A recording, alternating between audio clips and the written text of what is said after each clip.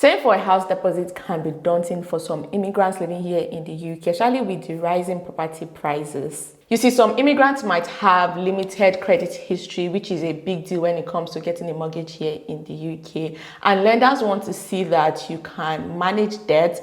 And if you just move to the UK, that can be a bit tricky to prove that to lenders if you don't have a credit history. Then there's the issue of being unfamiliar with the UK housing market. You see, the UK housing system can feel overwhelming with all the jargons and all the processes involved in buying a house here in the UK. Plus, there's the financial constraints that can make things tougher for migrants living here in the UK. You know, they might be sending money back home, or they might still be getting settled into their job or trying to find a job that can give them a sustainable wage to live. So all of these factors that I just mentioned can make saving for the initial deposit feel like an uphill battle, but it is entirely achievable to save for a house deposit to buy a house here in the UK with a mortgage if you plan carefully and you are disciplined. Remember that many immigrants here in the UK, including myself, have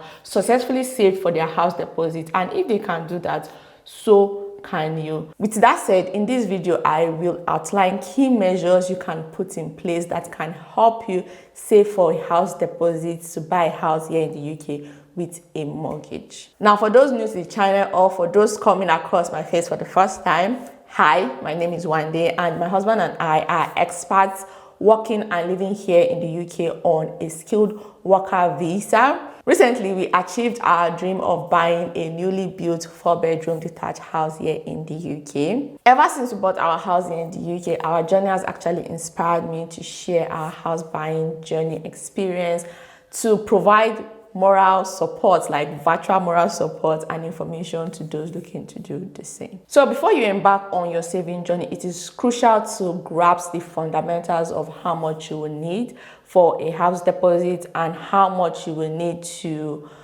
go through the house buying process, because when you are buying a house in the UK, you have to save for additional costs associated with buying a house other than the initial deposit for the house. Like, you have to look at saving for the solicitor fees, stamp duty, if you'll be paying stamp duty, you know, searches that the solicitors will do for you. There's a whole lot of cost involved in buying a house. I do have a whole detailed video on that. I'll link it to this video for those who want to gain some insight into the cost associated to buying a house here in the UK, apart from the initial deposits. Basically, you just understanding the cost associated to buying a house here in the UK will set you on the right foundation for your saving plan. Now, if you're looking to buy a house here in the UK, typically you will need at least 5 to 20% of the property's purchase price as deposit. For instance, a 5% deposit on a £200,000 house here in the UK is like £10,000, and a 20% deposit of a £200,000 house here in the UK would be £40,000. And one thing you need to know is that the higher your deposit, the better the mortgage deal you will be able to access or get, which could save you money in the long term through lower interest rates, because you will probably get a low interest rate if you have a low loan to value ratio. Now, the second thing you want to do when you're looking to save for a house deposit is to set a realistic saving goal.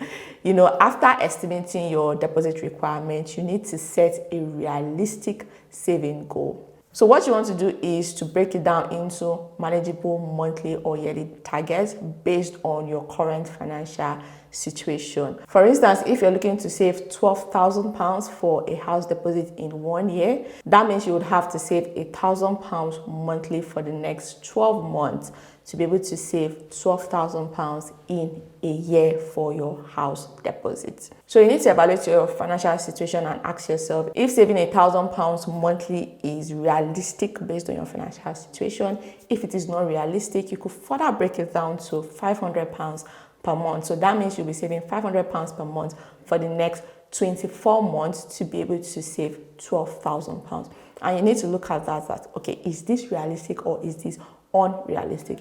And if it's unrealistic, you can break it down further and further and further till when you are able to set a more realistic saving goal. Because setting a realistic saving goal helps you to save systematically without putting a lot of pressure or strains on your essential living expenses. So let me give you another example goal. To save £20,000 in 5 years, which should be a bit realistic, you would need to save approximately £333 monthly.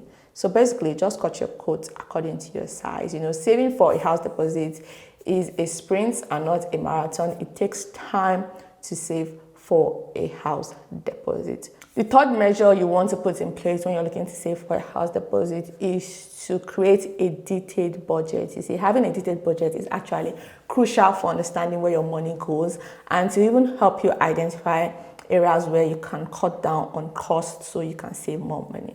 Now, when you're creating a budget, start by listing your income sources, like all your income, list it out, and then your essential expenses, and then look for non-essential spending that you can reduce or probably eliminate so that you can allocate more money towards your saving goal, like saving for your house deposit basically. Now, you can actually use Excel spreadsheets or Google spreadsheets to do your budgeting, or you can use budgeting apps for your budget. I prefer using spreadsheets because it's just easy for me to input things the way I want to input them and to visualize them the way I want. So whatever works for you, please use that to create a budget. You can even do it the old-fashioned way by writing it down on a paper with a pen. Now, after you have set up a budget, you want to track every expenses to get a clear picture of your spending habits.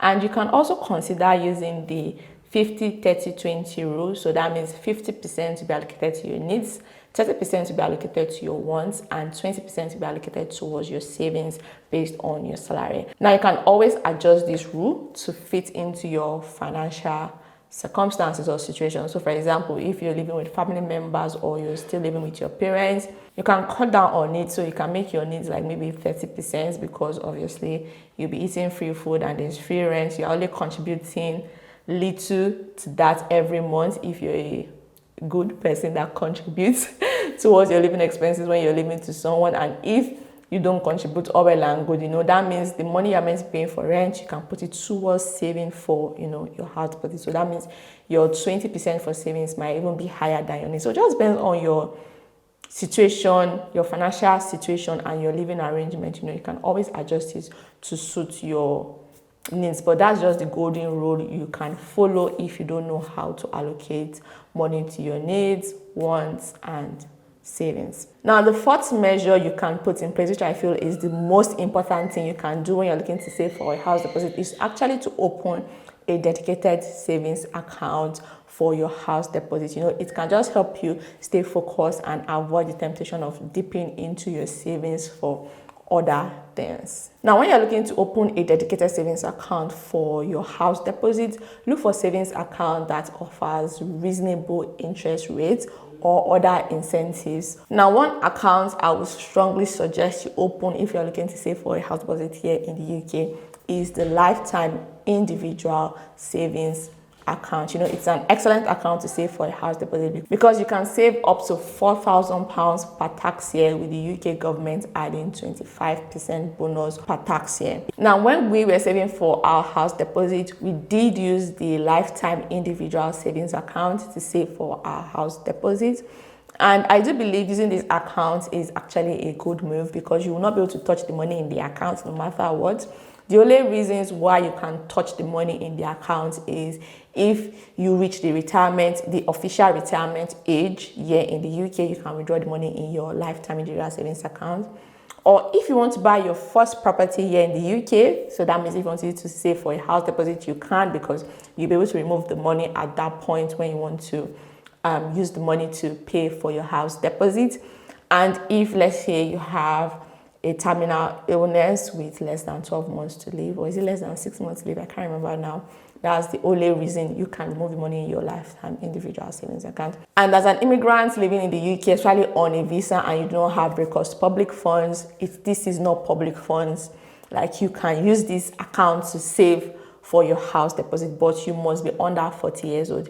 If you are above 40 years old, obviously, There are other accounts you can use, like high interest savings accounts. It can help you save for your house deposit and help you grow your money with high interest rates if you commit to regular monthly deposit to those accounts. So there are other high interest savings accounts. So someone even asked me of recent in one of my financial videos, like what are the best saving accounts right now in the UK, like with high interest. I'll put a screenshot of my reply on the screen so you can read through and know some of the accounts you can open if you don't qualify to open the lifetime individual savings account, or if you don't want to use that account in general to save for a house deposit. Now, with the lifetime individual savings account, you can actually invest the money in your lifetime individual savings account, but depending on how long you want to save the money for and when you'll be buying your house, I will not suggest you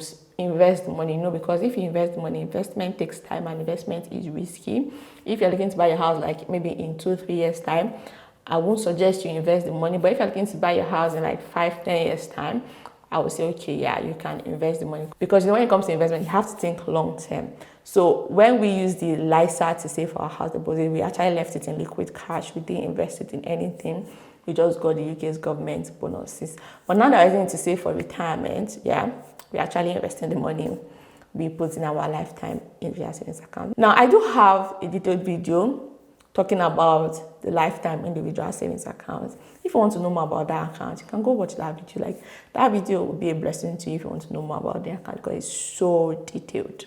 Now, moving on, the fifth thing you want to do when you're looking to save for a house deposit is that after you've opened a dedicated savings account to save for your house deposit, you want to automate your savings to make the process of saving money easier and more consistent. So basically, what you want to do is to set up a standing order or a direct debit to transfer a fixed amount of money from your everyday account, like your current account, to the account you're using to save for your house deposit on each payday. So once they pay your money, they remove the money immediately and send it to your savings account from your payday account or from any account your salary is being paid into. This way you prioritize your savings before spending on other things, and this way you are going to be consistent with putting money monthly into your dedicated savings account for your house deposit, or yearly or weekly, depending on how you receive your income. Now, the sixth thing you want to do is to cut costs and boost your income. You see, reducing your expenses and boosting your income can significantly speed up your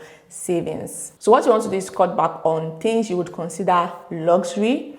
Consider reducing spending on non-essential items like dining out, holidays, subscription, and entertainment, and reducing how much you spend on convenience. So for example, let's say when you're going to work, you always take the taxi or Uber. Instead of taking taxi on Uber, try to take the bus to reduce costs. So if it means waking up early to get yourself ready so you can take the bus because the bus takes longer, do that.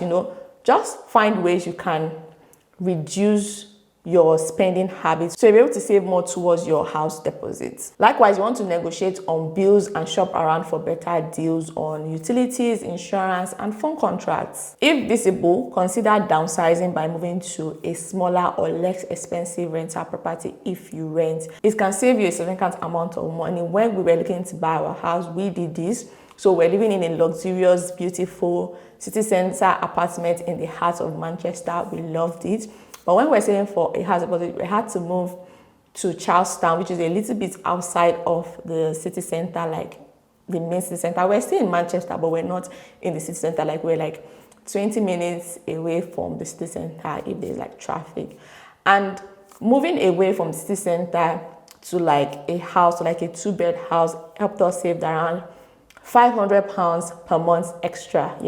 Because we were paying £1,200 in our luxurious apartment, and they wanted to even increase it for us to like £1,350 something. And then in the house we moved to, we're paying £875 per month for that house. So we saved money on rent. So if it's possible, downsize. Like, if you really want to save for a house deposit, you will do things that will inconvenience you just to save more money towards your house deposit. Saving for a house deposit is not easy. It is not a walk in the park. You have to make the sacrifices to be able to say, yes, I can save for my house deposit and I can buy my house here in the UK. Also, you can find ways to increase your income, because the more money you make, the more money you'll be able to save. But you can make more money and still not save more money if you choose to spend more money or let lifestyle creep get to you. But increase your income. The more money you make, if you're disciplined, you can save more money. You can look at side hustles. So after your 9 to 5, if you work a full-time job, you start your 5 to 9, explore freelance work, sell items you no longer need online, or look for other part-time jobs you can do on the weekend. And you can work overtime or take extra shifts if you work jobs that would give you extra shift or overtime. If it's available for you to take that extra time at your current job and boost your saving, do it. If you have to change jobs so that you can get a better, high-paying job, do it. You can also consider low-risk investment to grow your saving, but be aware that when it comes to investing, risks are always involved. So if you're not good at investing or you're just a beginner, I would say shy away from this. But if you're an expert investor, please go for it. Now, the seventh thing you want to do when you're looking to save for a house deposit is actually to make use of government schemes. Now, the UK government actually offers various schemes to help first-time buyers to save more effectively or to reduce the amount needed for a house deposit. Now, the Lifetime Individual Savings Account is part of these schemes, but I would also share a couple in this section. And I do have a video dedicated to schemes provided by the UK government that you can look into. But let me continue in this video and share what I have to share in this session. Now, the first scheme provided by the UK government I'd like to share with you guys is the shared ownership scheme.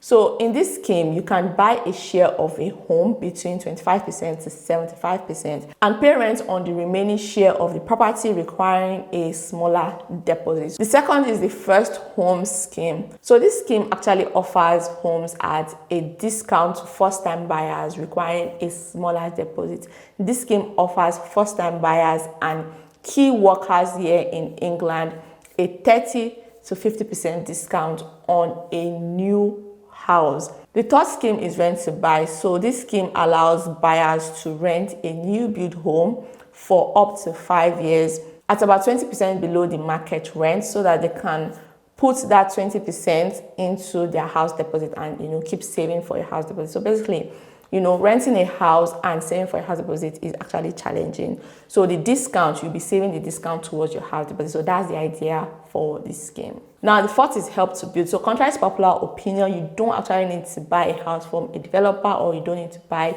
a pre-existing house from someone who owns the house. You can decide to build your house in the UK, and there's a scheme that can help you to do that. So this scheme is more like an equity loan, which provides an interest-free loan to help people looking to own a house here in the UK build their home. Now, if you want to know more about any of these 4 schemes I have mentioned in this video, I do have a detailed video on them. I will link that video to this video for those who are interested in knowing more about any of these schemes I just mentioned. And I'll leave a link to these schemes in the description box so that you can go read more about them. Now, the 8th way to quickly save for a house deposit is actually to explore house developer scheme. So in addition to the UK government scheme, many house developers here in the UK offer incentives to make home ownership more affordable. These schemes can reduce the amount you actually need to save for a house deposit or provide other financial benefits that can help you reduce the cost of buying a house generally here in the UK.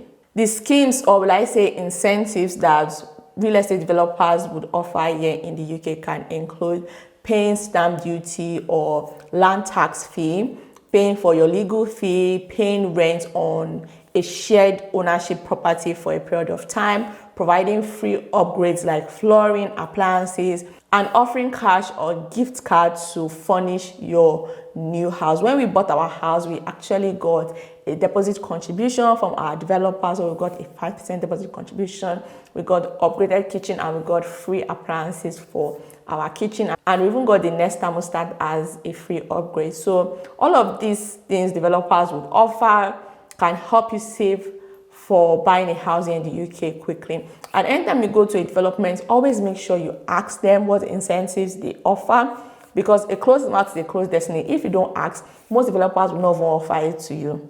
So yeah, when you go, to visit developments, always ask what incentives they have, because all of these incentives can help you reach your goal of saving for a house deposit fast. Now, let me share some notable incentives or schemes real estate developers here would usually offer to people who want to buy a house from them here in the UK. The first one is deposit contribution schemes. Now, some developer will offer you a portion of your deposit, reducing the amount you need to save upfront to pay for a house deposit. Deposit contribution can be a fixed percentage of the property's value or a significant amount. Like I mentioned earlier, we got a deposit contribution from our real estate developer, which was 5%. So they would always do this for you. So let's say you want to buy a £200,000 house here in the UK and you want to save 10%. 10% will be £20,000. But if the real estate developer can give you 5% and you can save 5%, so that means you will save £10,000 and the real estate developer will give you £10,000. So that means you would have £20,000 for your deposit. And you see, you've already saved that already. You just need to save for the additional cost of buying a house here in the UK. Now, the second incentive most developers here in the UK would offer is something called deposit unlock. So this would allow buyers to purchase a new build house at 5% deposit. So you will not need to save up to 10%. You just have to save 5% of the purchase price of the house to pay down a deposit. But if you're an immigrant here in the UK, I don't think you can buy a house in the UK with 5%, considering that lenders see you as risky. They would usually want you to put 10% or more. So please double check if you can use this scheme if you're an immigrant buying a house here in the UK while you are still on a visa. If you have indefinite leave to remain or you're a citizen, I think you can use this scheme. But if you are still on a visa, I doubt it. Now, the third scheme real estate developer would usually offer is something called shared equity scheme. So in this scheme, the developer will retain a percentage of the house property value, which you can buy them out later. So what this means is that you would initially pay a lower deposit and mortgage. Another incentive they offer is part exchange offer. This one is for those who already have a property, like those who already own a property. So if you already own a property here in the UK, some developer would offer part exchange deals where they would buy your current home at the market value, reducing the hassle and cost of selling your property privately. But this one is usually tricky because they have to run the numbers and see if it works for them. So there are some caveats to this. So please do your findings if you fall into the category of people who already own a property here in the UK and are looking to buy another house with a real estate developer here in the UK.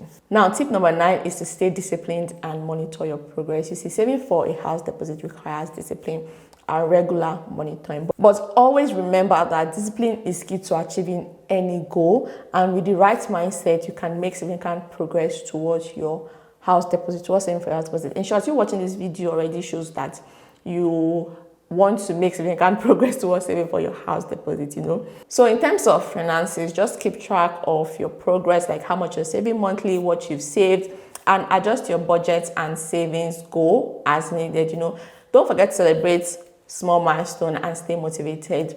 Surround yourself with a company of people that is doing what you want to do. Try to cut out negativity when people are saying, oh, you can't do this, you can't do that, house prices are expensive, blah, blah, blah, blah, blah. Shy away from negativity, like protect your heart. Stay in a positive environment of people who are doing what you want to do, like people who are talking about buying a house, if that's your desire. And when people buy a house, don't downplay their goals.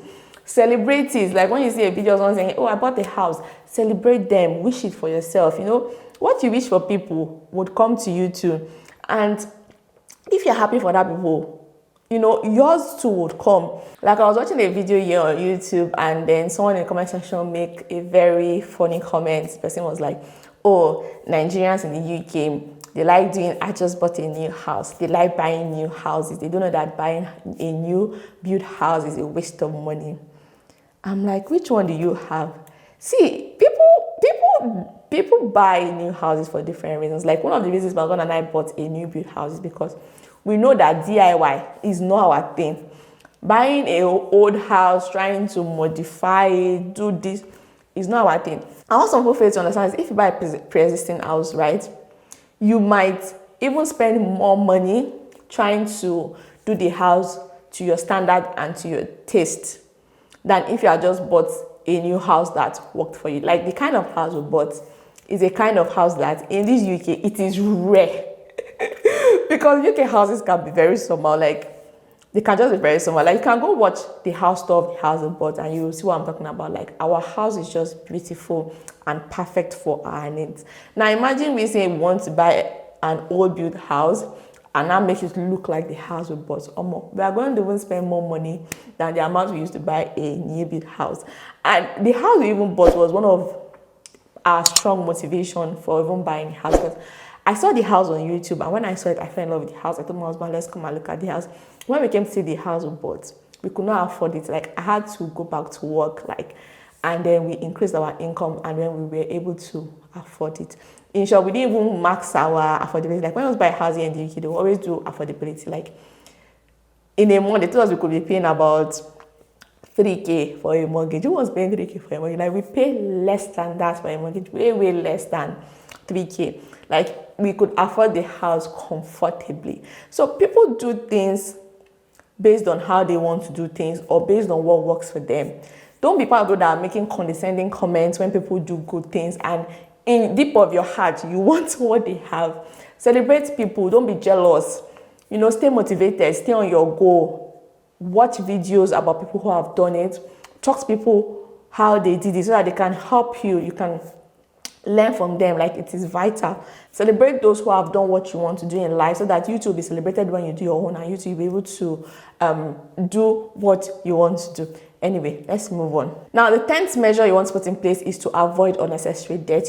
While it can be tempting to borrow money, avoid taking unnecessary debt by living within your means, because interest payments on loans or credit card can eat into your saving goal for your deposit, which would delay your ability to save for a house deposit. You see, try not to borrow money to keep up with the Joneses. Just live between your means. You don't have it, you don't have it. So you cannot kill yourself, Just avoid buy now, pay later, impulse buying.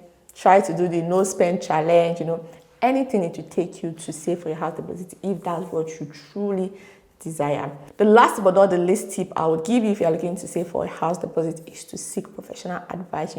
If you're unsure about the best approach to save for a house deposit, remember that there are always professionals out there available to help you. Some you might have to pay and some is for free. So just try to seek out financial advisors or mortgage brokers that can help create a tailored plan or offer guidance on mortgage options and government-backed schemes like UK government schemes or incentives to give you the confidence to make the right decision. And there's this organization called Citizen Advice here in the UK. They can always provide you free financial advice tailored to your personal circumstances.